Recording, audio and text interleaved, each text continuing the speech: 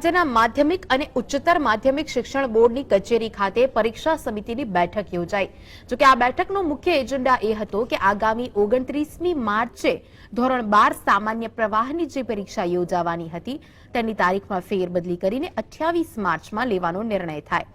જો કે પરીક્ષા સમિતિના સભ્યો તથા બોર્ડના સભ્યોનું કહેવું છે કે સરકારના સામાન્ય વહીવટી વિભાગમાંથી પરિપત્ર આવ્યો હતો જેમાં 29મી માર્ચે ચેટીચંડની રજા જાહેર કરવામાં આવી, જેના કારણે બોર્ડે તાત્કાલિક ધોરણે પરીક્ષા સમિતિની બેઠક કરીને પરીક્ષાની તારીખમાં ફેરફાર કર્યો છે।